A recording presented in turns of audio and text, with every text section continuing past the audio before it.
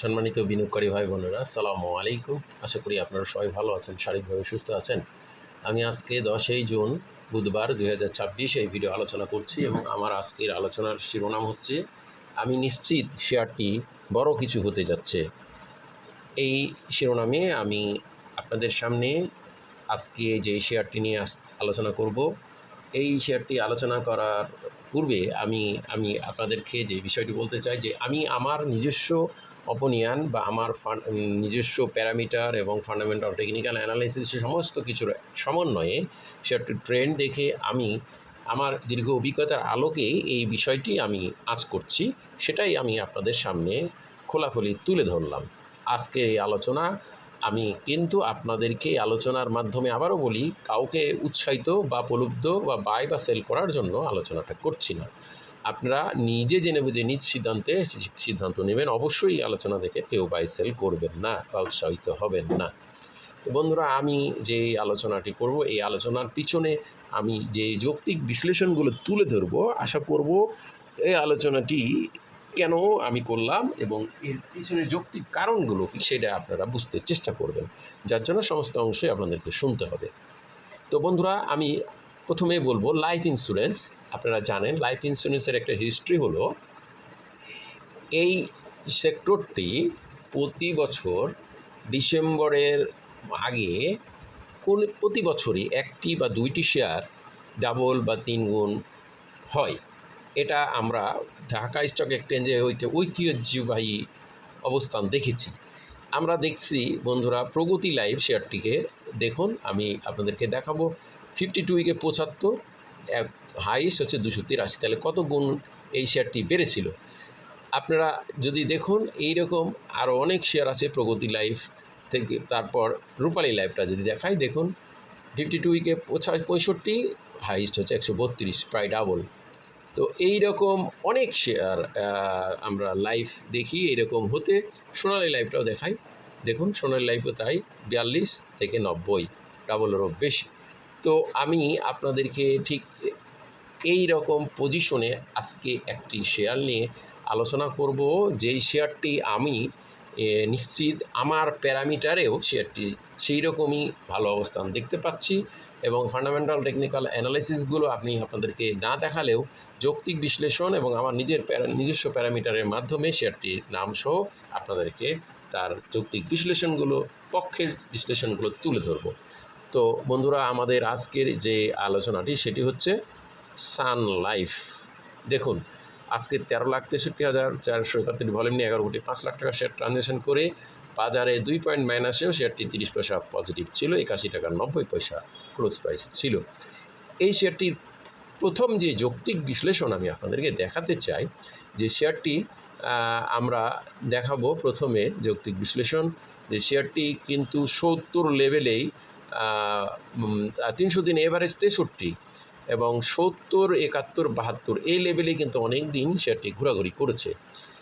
তো দ্বিতীয় যে যুক্তি আমি আপনাদেরকে দেখাবো সেটি হলো যে দেখুন, ইনস্টিটিউট কর্তৃক এই মে মাসে 8.09 হিউজ পরিমাণে শেয়ার কিনে নেওয়া হয়েছে। 10%-এ 35 লাখ, দ্যাট মিনস 30 লাখের মতো শেয়ার এটা পাবলিকের কাছ থেকে কিনে নেওয়া হয়েছে মাত্র 1,55,00,000। তো এই যে আমরা জানি লাইফ ইন্স্যুরেন্সের যারা করে, তারা পরিচালক, তারা অনেক সময় শেয়ার নিয়ে আমাদের নিজস্ব শেয়ারে ম্যানিপুলেশন করে, এরকম অনেক হতে দেখি। তো তাদের অনেক বড় ফান্ড থাকে। তো সেই ক্ষেত্রে আমরা যদি দেখি কোনো মেকানিজম পার্টি এই লাইফ ইন্স্যুরেন্সের ফান্ডকে 1 কোটি শেয়ার আর যদি এই 70 কোটি টাকায় কিনে নিতে পারে, অ্যাকুমুলেশন করে ফেলতে পারে, তাহলেই শেয়ারটাকে ইচ্ছা মতো নিয়ে যেতে পারবে। তো সেক্ষেত্রে আমরা 30 লাখ কিন্তু অলরেডি একটা ইনস্টিটিউট কর্তৃক এই মাসে বাই দেখেছি। দেখুন 8.09, 30 লাখ প্লাস মাইনাস, যাই হোক এখন মাত্র 1,55,00,000 পাবলিকের কাছে আছে। তো আমি এটা একটা যৌক্তিক বিশ্লেষণ, যে এটা একটা হিউজ পরিমাণে বাই হয়েছে, অবশ্যই কোনো কিছু করার জন্য বা সেটাকে স্মার্ট মানি একটা অ্যাড হয়েছে অবশ্যই ভালো কিছু হওয়ার জন্য, এইটা একটা পক্ষের যুক্তি।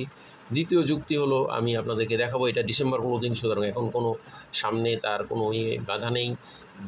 তৃতীয় যে যৌক্তিক বিশ্লেষণ আমি আপনাদেরকে দেখাবো, দেখুন শেয়ারটি আমরা গত 4 জুন থেকে 3 জুন থেকে শেয়ারটি 10 লাখ, 26 লাখ, 25 লাখ এরকম বড় ভলিউম ক্যারি করছে। এবং এই যে 78 থেকে 83 গত 7ই জুন এই দিন কিন্তু 25,71,000 ভলিউম ছিল। এই শেয়ারটির 78 টাকা 80 পয়সায় এই যে 25 লাখ শেয়ার ম্যাচিউর এই T+2-তে এই যে 34 লাখ ভলিউম হয়েছে, এই দিনে কিন্তু এই সেল প্রেশারটা হওয়ার ফলে কিছুটা মাইনাস হয়েছে। তবুও 78-80 থেকে 81-80 এখনও 3 টাকার গ্যাপ আছে। তারপরে এই বাকির পরের দিনের শেয়ারগুলো যেটা 76, 77, 78 লেভেলেও ছিল, এটা এই লেভেলের শেয়ারেরও কিন্তু আজকে ম্যাচিউর ছিল। এই সেল প্রেশারও কিন্তু ওভারকাম করে শেয়ারটি পজিটিভে থেকেছে। ওভারঅল শেয়ারটি যে এই যে 68 থেকে যে এই অবস্থানে এসেছে সেটাকে কিন্তু ওভারকাম আজকে করে ফেলেছে। তো এটা একটা বড় যুক্তি, এখানে স্মার্ট মানির শক্ত পার্টিসিপেশন থাকার ফলশ্রুতিতে কিন্তু এটা হতে পেরেছে। তো বন্ধুরা, আমরা এখন আমাদেরকে দেখতে হবে এই যে ইতিপূর্বে রেজিস্ট্যান্স ব্রেকআউট করে নতুন রেজিস্ট্যান্স করছে হায়ার 86-80, দ্যাট মিনস 87 টাকা লেনদেন হলে হায়ার যে নতুন রেজিস্ট্যান্স ব্রেকআউট করবে, এটা ভালো অবস্থানে যাবে। এবং অলরেডি তার ব্রেকআউট করছে, এখন 83 টাকা ব্রেকআউটের ক্লসের অপেক্ষায় আছে। 83 টাকা 20-30 পয়সার উপরে ক্লোজ হলে সেটি নতুন আর একটা রেজিস্ট্যান্স তৈরি করবে। তো হায়ার ভ্যালুর যে রেজিস্ট্যান্স 86-87 এটা এখন মূল টার্গেট, এটা ক্রস করতে হবে বলে যে আমি যেটা মনে করছি সেটা সম্ভাবনা উড়িয়ে দেওয়া যাবে না। তো আমি বন্ধুরা আমার নিজস্ব প্যারামিটারে যে কোনো শেয়ারের অবস্থান দেখি, তারপর আপনাদেরকে আলোচনা করি। যদি ভালো অবস্থান দেখি তবে আলোচনা করি। আমি এটা আমার নিজস্ব প্যারামিটারে আপনাদেরকে দেখাবো এবং যৌক্তিকগুলো তুলে ধরবো। বন্ধুরা, সানলাইফ এটা আমার নিজস্ব প্যারামিটারে দেখুন এই যে বাই আজকে কিন্তু বাইয়ের চেয়ে সেলের পরিমাণটা বেশি ছিল। আমরা দেখছি আজকে বাজার মাইনাস এবং টোটাল আমরা যে হিসাব দেখেন যেদিন থেকে কাউন্ট করছে টোটাল বাই দেখুন সেলের চাইতে বেশি আছে। দেখুন এই যে আমি একটা করে আপনাদেরকে দেখাবো। প্রথমে দেখাবো বাই এবং সেল। দেখুন বাইয়ের পরিমাণ প্রথম থেকে ওপরে, সেল আজকে ক্রস করছে এবং সমান্তরাল লেভেলে আমরা দেখছি আজকে সেল ক্রস করছে, তাছাড়া কিন্তু বাই উপরেই ছিল। তো আজকে অনলি ক্রস করছে, তাছাড়া বাইয়ের কিন্তু সেলের পরিমাণটা কিছুটা কম আছে, বাইয়ের থেকে ডিস্টেন্স কিছুটা কম আছে, বাই প্রেশারটাই আমরা দেখতে পাচ্ছি। ওভারঅল আমরা টোটাল যদি বাই প্রেশার দেখি তাহলে আমরা জিনিসটা ক্লিয়ার দেখাতে পারবো। দেখুন টোটাল বাই প্রেশারটা দেখাবো আপনাদেরকে এবং টোটাল সেল প্রেশার দেখাবো। দেখুন এটা হলো টোটাল সেল প্রেশার, মার্কেট প্রাইসে এটার সেল এবং এটা মার্কেট প্রাইসে বাই, দ্যাট মিনস ডিস্টেন্স অনেক দূরে আছে, অনেক বেশি বাই প্রেশার আছে শেয়ারটির প্রতি।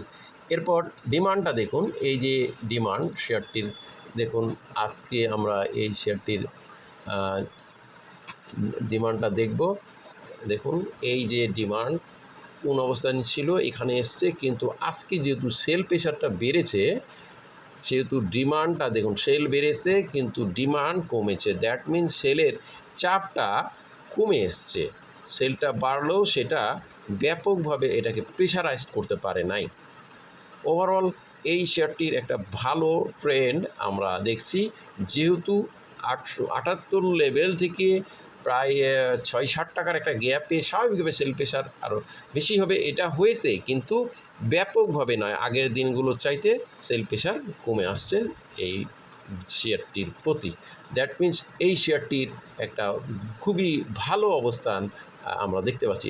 ওভারঅল আমি আপনাদেরকে টোটাল বাই আবার দেখাবো, টোটাল বাইয়ের পরিমাণ, টোটাল সেলের পরিমাণ মার্কেট প্রাইসে দেখুন অবস্থানটা এইটা আমরা দেখতে পাচ্ছি। তো বন্ধুরা, আমরা আজকের এই আলোচনা কাউকে বাই বা সেল করা প্রমোট করছে তো প্রলোভন নিষেধ করা নাই, শুধু শেয়ারগুলো অবস্থা জানানো বোঝানোর ধারাবাহিক আলোচনার অংশ হিসেবে আলোচনায় কেউ বাই সেল করবেন না। ধন্যবাদ। আজকে এ পর্যন্ত সবাই ভালো থাকুন। আসসালামু আলাইকুম।